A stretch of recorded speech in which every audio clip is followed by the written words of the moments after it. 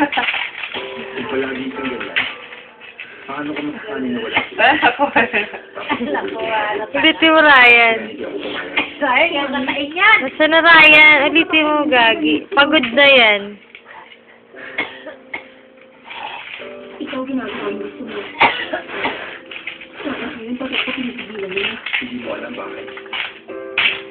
Ibang ibang buhay pala. Ang harap ni Malaki Gagi. pala sa buhay sa labas. Sa labas, pareho karapatan ng babae at lalaki. Pero dito, hindi ganun. Lahat ng mga bakali dito, hindi mo maliit na dito at may ibig sabihin. Lahat ay alisin mo. Kailangan sa rin ng mga asawa niya. Minsan, ang gawa ng baby. Ang gagawin mo kung hindi lang. Sige, nahilo. Hindi ka nahilo. Padala mo kami yung ganyan.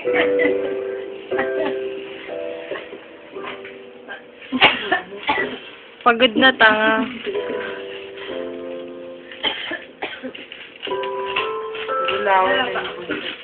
Tinanggal mo na? Tanggalin mo na, Ryan. Tinitigdan niya ako pa. Tanga. Pagod ang gag.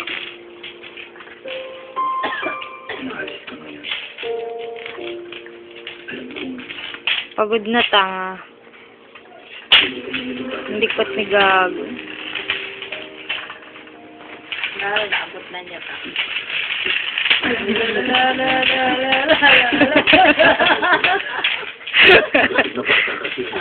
Ay, paano ba? Balik ka.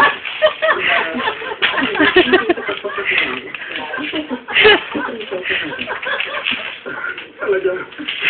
Kaya na naipit. Palagi kitang napapanood ko sa video. Tapos na siya, wala pa nakita. Balik lang, balik. Balik ako. Yung tabi na wala na naman tayo. Nakuha na niya? Diyan mo na. Sira na yun, di ba?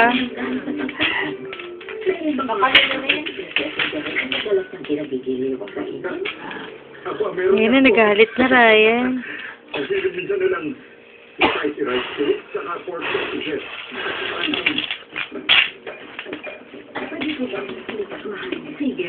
Kulit? Inaalala ko kasi namin. Kaya hindi ko makain si Janelle. Ang niligahin may isip ko. Kuligahin sa labis ng kamasaitan. Ryan, tama na, nahilo na yung Gago. Nangako tayo sa Wala na. hindi natin sasabihin kahit pag ginawa. Tulad ng sinabi ko, ang mga... Nakuha niya na, tanga. Yung mga spicy rice cake, saka yung cake yung na binibili sa kanto. Hilig na yung pinutok na steak. Saka yung spicy chicken cake. Pag yun ang ginain mo, di ako gusto yung kagad sa kanya. Putang ina mo, Gago. Gaya, pinapagod. Sana malisan niyo yung sa kanya. Ayan! Sabihin ko, Mama, masyadong mabilis ang lahat. Anong ibig sabihin?